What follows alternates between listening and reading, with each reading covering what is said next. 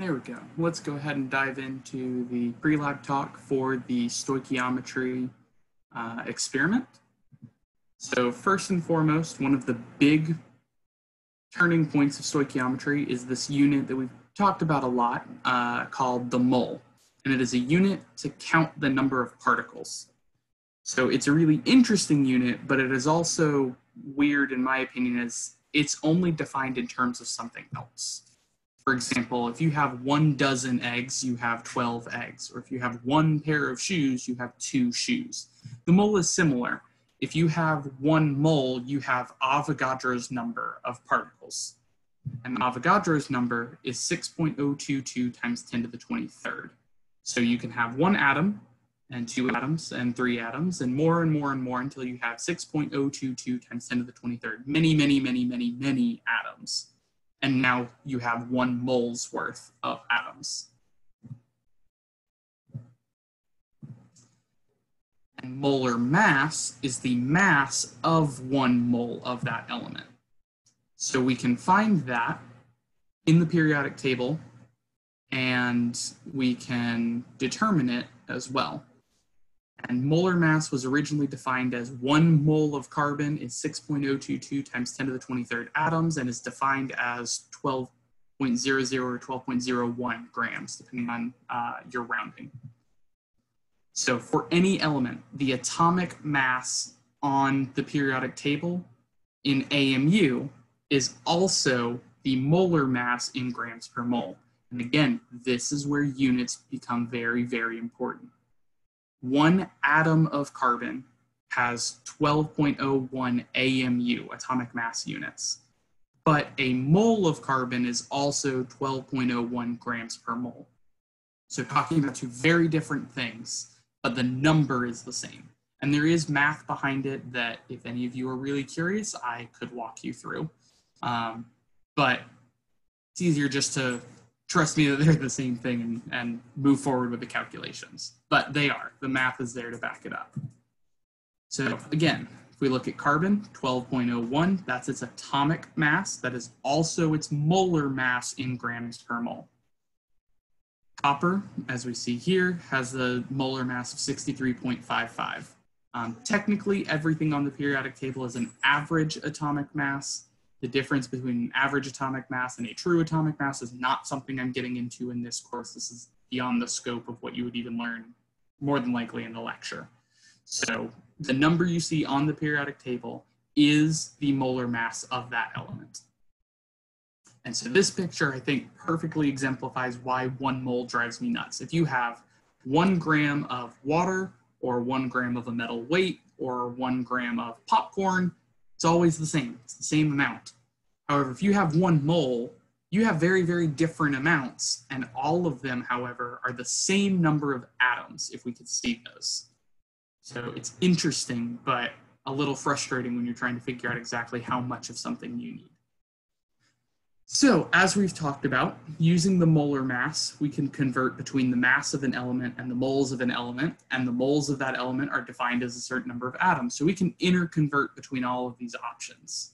So the mass of an element, the mass divided by the molar mass gives us the moles. The moles times Avogadro's number gives us the atoms. We can go the reverse and take the number of atoms divided by Avogadro's number to get the moles times the molar mass to get the mass of that sample.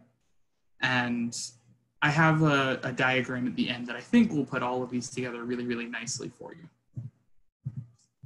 So the important thing to remember is M is going to be molar mass. Sometimes I will represent this as MM or MW for molecular weight. It's all the same thing, but the units here are grams per mole, and NA is Avogadro's number. So that's the 6.022 times 10 to the 23rd that you should be expected to memorize both for the lecture and for this class. So if you have 14.00 grams of elemental nitrogen, how many atoms of nitrogen are in your sample? What do we need to know to figure out this question? Well, we're going to need the molar mass, and we need to know Avogadro's number. So if we set this up like dimensional analysis, all stoichiometry is dimensional analysis with a fancy name. So we set it up the same way. Start with the the 14 grams of nitrogen that we were told, 14.00 grams of nitrogen. I will add, for stoichiometry, it is very important that everything you write has three pieces. The number, which is obvious, you need the number to do anything with. The unit, which we've been talking about since week 1. The units are always important. And now we need a label, some chemical that that number and unit are associated with. So in this case, we have 14.00 grams of nitrogen. 14 grams of carbon would be different. So make sure we label those with the chemical it's referencing.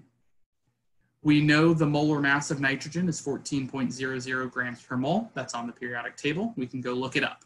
Again, you would either be provided these or provided a periodic table to go look them up. You do not need to memorize molar masses of elements. But to make the dimensional analysis work, what we want to end with is atoms of nitrogen. What we have are grams of nitrogen, so not the right unit. We need to convert it. Because grams of nitrogen is currently on the top, we need to create a conversion factor with grams of nitrogen on the bottom. That conversion factor is our molar mass. The number associated with that will always go with the grams, which is why 14 is on the bottom here. And the mole unit will always get a 1, regardless of how this is oriented. The number goes with the grams, 1 will go with the moles. And in this case, grams of nitrogen will cancel out. We'll be left with moles of nitrogen. However, moles of nitrogen is not the unit we wanted to end with. We wanted to end with atoms. So we need to find some conversion factor from moles of nitrogen to atoms of nitrogen. And so we can do that by using Avogadro's number. And again, Avogadro's number goes with atoms. The mole gets a 1. So all of this cancels out. And again, I pick really easy numbers for me to use while I'm walking around trying to show you guys these slides and teach in-person labs. So 14 times 6.022 times 10 to the 23rd divided by 14 gives us 6.022 times 10 to the 23rd atoms of nitrogen in this case. The numbers for quizzes, for your data, for your experiments in the post-lab questions won't be this easy. But the math is the same. Everything's oriented the same way. So we could do the exact opposite. How many grams are in 6.022 times 10 to the 23rd atoms of elemental lithium? Same thing. Step 1, what do we need? We need to get to grams. We have atoms. So we can go from atoms to moles and moles to grams using the molar mass and Avogadro's number. Avogadro's number we should have memorized, 6.022 times 10 to the 23rd. The molar mass of lithium, we can look up on the periodic table and find out that it's 6.941 grams per mole. And we do the same steps. We start with the 6.022 times 10 to the 23rd atoms of lithium that we have. Number, unit, label, all three parts. Then we want to get rid of atoms of lithium, so we need atoms of lithium on the bottom. Convert that to moles of lithium. Notice I haven't said anything about numbers yet. We can just look at units. Atoms of lithium would cancel out. We'd be left with moles of lithium, not the unit we want to end with, so we can move on, find a way to cancel out moles of lithium by putting it on the bottom, convert that to grams of lithium. Again, I haven't mentioned any numbers. All of this is just looking at units, dimensional analysis, looking at your units. So now all of these cancel out and we're left with grams of lithium. Now we can go back and fill in these numbers. Anytime we have moles and atoms together as a conversion factor, always Avogadro's number, whether that's moles over atoms or atoms over moles. It will be Avogadro's number, and Avogadro's number will go with the atoms. We look at this next conversion factor. We have grams and moles. Always a molar mass, whether it's grams over moles or moles over grams. That will be a molar mass or a molecular weight for us to look at. We go look up lithium, 6.941. That number goes with the grams. So now we filled in all our units. All of our units cancel out and give us the number we want. We filled in the numbers based off of our conversion factors, and we find out that we have 6.941 grams of lithium in this sample. I didn't mention it for the last question, but it is still important. It is still important here. Significant figures. Can't forget about them. So we're doing multiplication and division.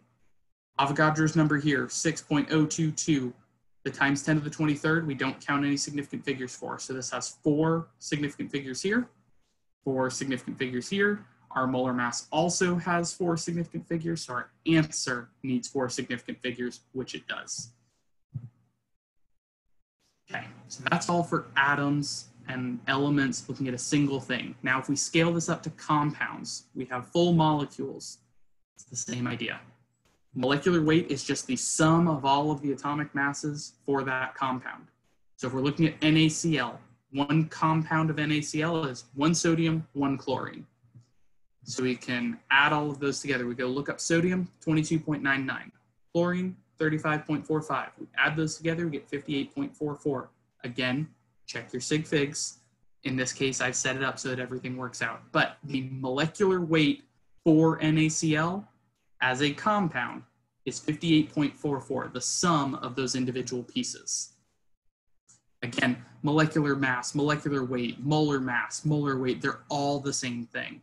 There are some very, very slight distinctions between some of the terminology, but not anything that I am going to be picky about for this course. It's well beyond what we need to discuss. So because we know it's 58.44 grams per mole, we can use that as a conversion factor, meaning 1 mole of NaCl equals 58.44 grams of NaCl. And it's the same thing we've been doing with the conversion factors up to this point. I want to do one more example here on the slide really quick. So if we have H2O, water, we want to find the molar mass of water. We'll do the same thing. We have we have 2 hydrogens. Apologize for the bad writing. Which means we have 2 times the molar mass of hydrogen, which if we go look up on a periodic table is 1.01 grams per mole.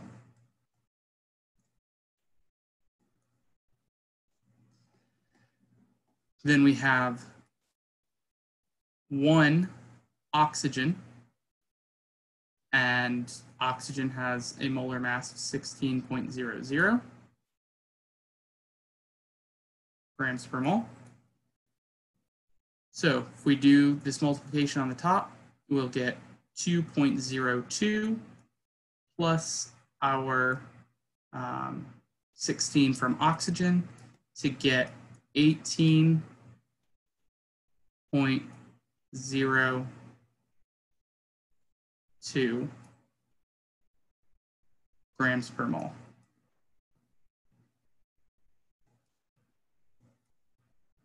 And that's our molar mass. So again, you just need the sum of every atom of that formula. So if there's multiple atoms, make sure you account for multiple weights. Again, if we look at our significant figures, this had 3. When we multiply it by 2, it's 2.02, which is still 3 significant figures. When we add this to our 16, 2 decimal places, our answer should have 2 decimal places, so everything works out. But that is all of the complications for calculating molecular weights. If there's multiple atoms, make sure you include multiple weights. So now we're going to get into the real chemistry. We're talking about chemical reactions. So going back to precipitation reactions last week, we can represent a chemical reaction with a chemical equation. Going all the way back to week 1, anything that forms new chemicals is a chemical property and is represented by a chemical reaction. So for a chemical equation, all of your reactants will be on the left side. That is what's reacting together. That's what you start with. All of your products, what you produce, will be on the right side, and you'll have an arrow pointing from reactants to products. And there are 3 different ways of representing the reaction between hydrogen gas and oxygen gas to form gaseous water. You can write everything out in words. 2 hydrogen molecules plus 1 oxygen molecule yields 2 water molecules. That's a lot of writing, especially when you're doing lots and lots of formulas. You could write these out using chemical symbols and chemical equations and chemical formulas. 2H2 plus O2 yields 2H2O. Or if you're feeling really artistic one day, you can draw a whole bunch of different sized spheres and make sure they're all color-coded and about the right size and show how everything rearranges to form the right things. What we can see here is hydrogens are our white spheres, oxygens are red. Initially, we have two sets of hydrogen atoms where there's two hydrogen atoms bound together, one set where it's two oxygen atoms bound together, and we make two water molecules where there's two hydrogens bound to that oxygen. That sounds really, really complicated. So what we're going to be doing is that middle one, simplify it down as much as we can. And there's a couple of ways you can read these chemical equations. For example, 2Mg plus O2 yields 2MgO. You can read this at the atomic or molecular level. 2 atoms of magnesium plus 1 molecule of oxygen makes 2 formula units of magnesium oxide. Again, I am not going to be picky about the differences between atoms, molecules, formula units, any of those things, except atoms are a single element, molecules, formula units, compounds are more than one type of atom, or more than one atom. So you can read this at the molecular level. You can read this at the molar level as 2 moles of magnesium plus 1 mole of oxygen makes 2 moles of magnesium oxide. Again, there's math that justifies this and backs all of that up, or you can just go with it and trust me. But the big thing is you cannot read this in terms of masses. This does not say 2 grams of magnesium plus 1 gram of oxygen makes 2 grams of magnesium oxide. That would be the easiest way to read it, and that's usually what we're measuring. We're usually measuring masses. However, the math does not work out for this. You can only read this at the atomic level or the molar level, not in terms of mass. So let's get into balancing chemical equations. I mentioned last week that this is where we were headed. Start with the correct formulas for the reactants and the products. So ethane reacts with oxygen to form carbon dioxide and water. Anytime I'm having you guys balance a chemical equation, you won't need to go from the name. Nomenclature, going from names to formulas is tricky and well beyond what I need to teach in a laboratory course. The lecture may have you go through this. And if you have issues with it, let me know. I've got all sorts of tips and tricks. But ethane, oxygen, carbon dioxide, water, I would give you this equation, the one that has what I'll call the skeletal equation, all of the things with the right formulas. So C2H6 plus O2 yields CO2 plus H2O. Now, if this is a double displacement reaction, I may not give you the products. As I mentioned in the precipitate reaction, what you did through there was starting from some products, you were able to figure out your, starting from some reactants, you were able to figure out your products. If it is not a double displacement reaction, I will give you the products. I'm not going to make you guys figure it out for all of those other types. So what we care about for balancing chemical equations is we need the same number of atoms on both sides of each type. All of this comes from the law of conservation of mass. Mass is never created nor destroyed. So if we have mass on one side, we have to have the same mass on the other side, and it's, in this case, the same type of mass. All of our subscripts are determined, all the little numbers are determined from our charges and from nomenclature, going from names to formulas. So at this point, once we've made this first equation, all of our subscripts are locked in place. None of them will change. The only thing we can change are coefficients, numbers in front of our formulas to balance everything out. Again, do not change subscripts. 2C2H6, or 2 sets of ethane, is not the same as C4H12. C4H12 is butane. As a quick example, ethane, it's very similar to propane. It's gaseous at room temperature. It's very, very flammable. Butane is a liquid at room temperature, but it is still flammable. It's what's in butane lighters or like cigarettes. So, but chemically, these are very, very different. They will react different ways. So 2C2H6 is not the same as C4H12. What we will be doing is putting coefficients in front of our formulas. So the easiest thing to do is balance elements that appear in one spot on both sides, one reactant, one product. So if we look at our options, we have carbon, hydrogen, and oxygen in our equation. Carbon is in one place on the left side, one place on the right side. That's a good one to start with. Hydrogen is in one place on the left side, one place on the right side. That would be a good one to start with too. Oxygen is on one place on the left, which is great, but it's in two places on the right. So we don't want to start by trying to balance oxygen. What ends up happening if you do that is to get that one balanced, you end up unbalancing the others, and sometimes it can put you into a loophole where you'll never get it balanced. So start with things that are in one spot on both sides. In this case, I'm going to start with carbon. We have 2 carbons on the left from that subscript and 1 carbon on the right because there's no subscript written. 2 and 1 aren't the same number, so they're not balanced. So we need to multiply one side by a whole number to get the other side. So all of that's a really complicated way of saying if we multiply CO2 by 2, they'll end up balanced. But again, these are coefficients, these are multipliers for the whole piece. So we put a 2 in front of CO2. That means we have doubled the number of carbon and we've doubled the oxygen from this piece. Now, because we haven't balanced oxygen yet, we don't care about that right now. But if you add a coefficient and it changes something that you've already balanced, go back and fix that old piece before you start moving forward. So now our carbons are balanced. We have 6 hydrogen on the left, 2 hydrogen on the right. We're going to do the same thing. Which side do we need to make bigger? The right side. What are we going to multiply 2 by to get 6? 3.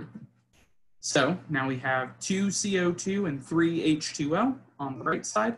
That 3, again, goes to both the hydrogen and the oxygen. We haven't yet balanced oxygen, so we don't care that it's changed it yet. We'll balance it in a minute. Now, we've done all of the ones for the things that appear in one place on each side. Now we need to do the things that appear in 2 places. So, for example, we have 2 oxygen on the left. We have we have the 2 subscript and 2 sets of it. So we get 4 oxygen from CO2 and 3 times 1 from water. So we get a total of 7 oxygen on the right side. Now, here's a tricky question. What whole number can we multiply 2 by to get 7? Absolutely none. There is no whole number you can multiply 2 by to get 7. However, if it's the last thing you're balancing, there is a workaround. You can multiply it by a fraction and then get rid of that fraction. So what we're going to do is multiply oxygen on the left side by 7 over 2. Something that when we multiply it will give us the same number on both sides. So now 7 over 2 times the 2 oxygen are there gives us our 7 oxygen. Everything's balanced, but we are not allowed to leave fractional coefficients in a balanced chemical equation.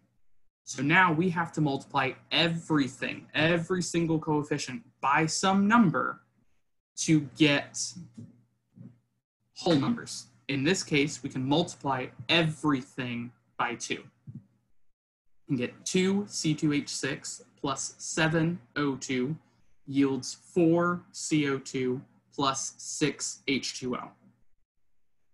Now, you always want to double check 2 things when you think you're done.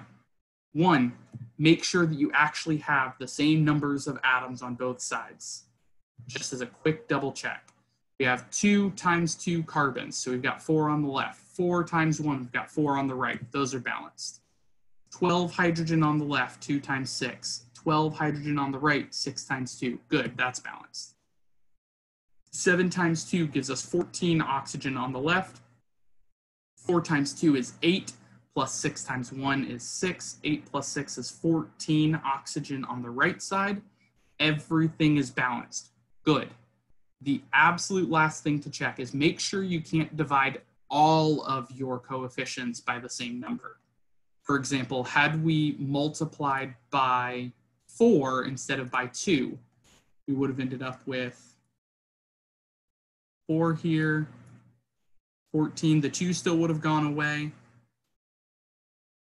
8, and 12 as our coefficients that I've written in blue, 4, 14, 8, and 12.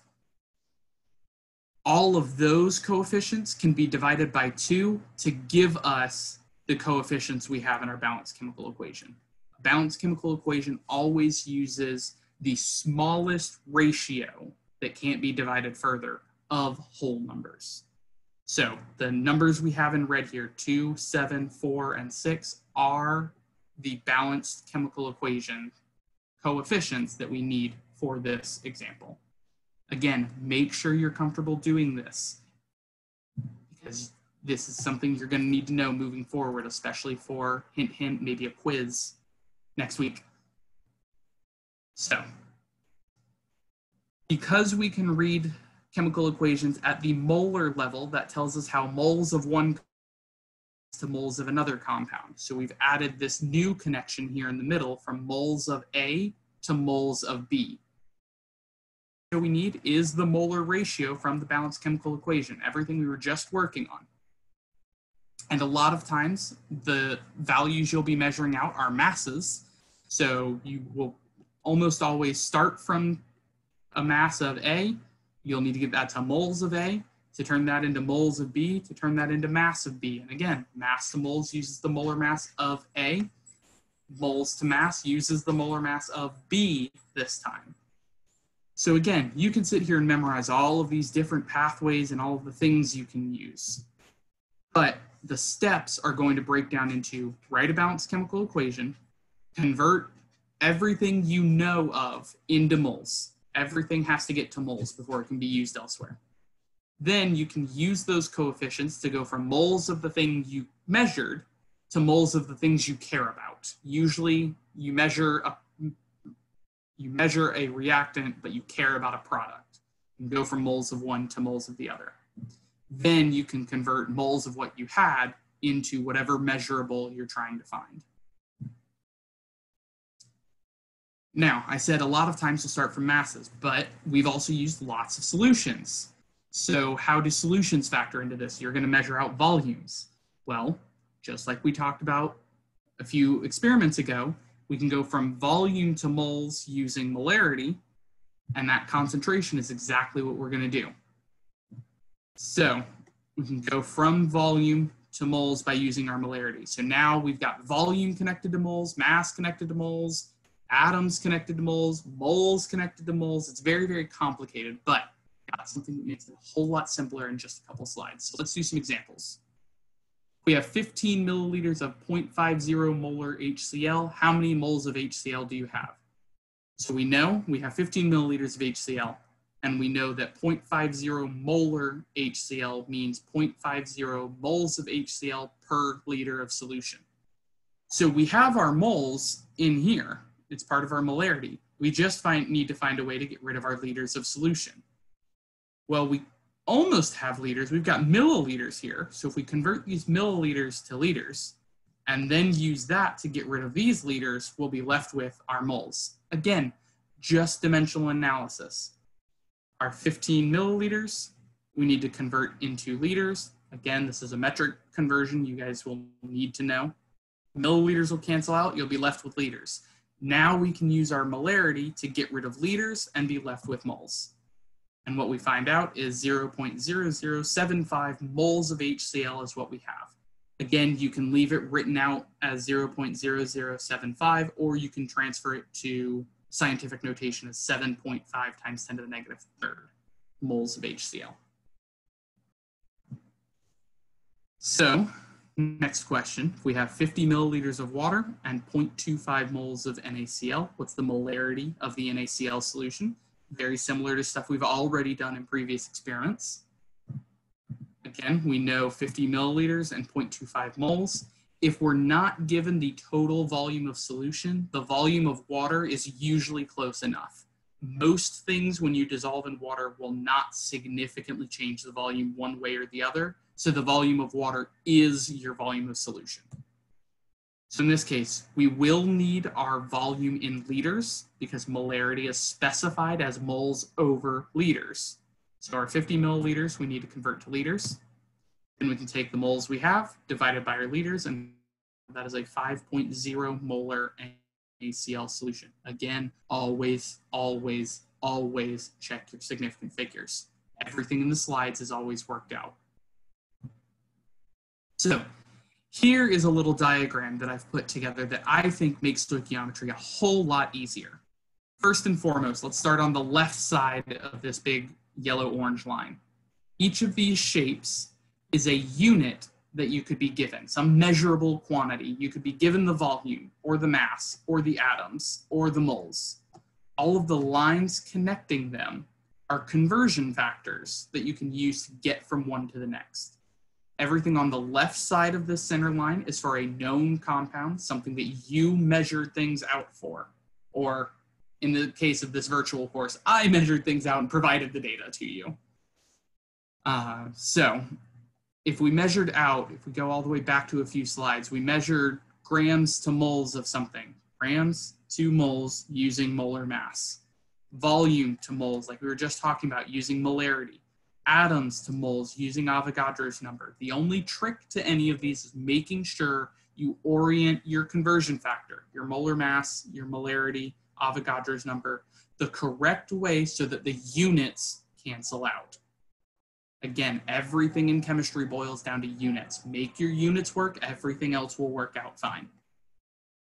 So that's everything on the left side of this line. This line separates what we know to what we're trying to find.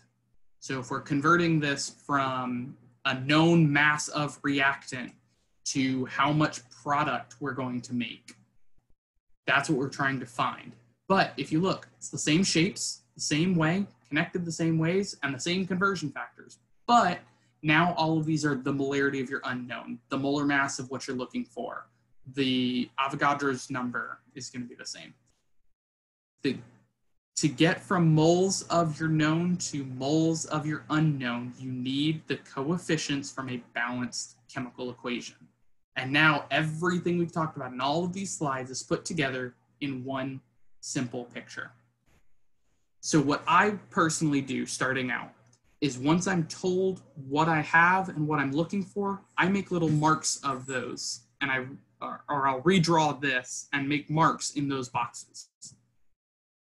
So why all of this matters is a lot of times you want to figure out the yield of your reaction. If you made something, you want to know how much you made and how efficient it was. So you can calculate the theoretical yield, which is starting from your limiting reagent, how much should be produced if all of that is used up. The actual yield is when you go into a lab, you do the experiment, and you get something out of it, and you measure how much you got. So you can figure out your percent yield by taking the actual yield over the theoretical yield times 100. And again, the closer to 100% yield, the better. Theoretically, you shouldn't be able to get over 100% yield, as that means you made more than is physically possible to make. So in those cases, if your actual yield is higher, you probably have something else contaminating your value. I'll go through some of those in a few minutes. So from balanced chemical equation, the theoretical yield was 86.2 grams of copper. When the experiment was conducted, you made 78.6 grams of copper. What's the percent yield? We just plug everything in as is. Some key words is when the experiment was conducted, when it was actually done. That tells you you have an actual yield. In this case, I specifically told you what the theoretical yield was. Most of the time, you'll have to calculate the theoretical yield. You'll be told how much of one of the starting materials you had, and you need to calculate the grams of copper that you theoretically should recover to get your theoretical yield. Then you can plug it in for your percent yield. And so we take the 78.6 grams of copper divided by 86.2 grams of copper times 100 to get 91.2% yield. So a brief overview of what the experiment's going to be. Again, watch the experiment video. I'll go through all of the steps, but you're going to measure out some potassium chloride. I'm going to measure out some silver nitrate. I'm going to mix them together, and we're going to get a precipitation reaction. So you guys will need to figure out what that precipitate is using the skills you learned last week. And then using the skills you're working on this week, figure out the theoretical yield. From that, I will have measured out the actual yields and provided you all of the data you need. There will be a calculations video to go through. Some of these are a little long and they can be a little complicated the first time you deal with them. So I'll walk you through how to do every single step here. But you can calculate the theoretical yield. I measured the actual yield. You can get the percent yield for each trial. And I did 3 trials. So you'll have all of those and you can figure out just how efficient that experiment was. Some things to look out for. Well, here's the data tables that I will have provided you. So mass of filter paper, I had to go in and measure out. Volume of the 2 reagents, I had to measure out. Mass of filter paper and precipitate, after I do the filtration, I measured out. Mass of recovered precipitate is calculated. A lot of these are either copied from this first table or calculated values. So it might look very intimidating, but go through the experiment, see which of these you can do. I've got a calculations video walking you through a lot of it as well. And there should also be an example set of data going through the steps also. So there should be lots and lots of ways for you to get through this. If you're still having issues, please reach out to me and I can help you through all of these. But the whole goal is to get the percent yield for each of your trials. Back to that.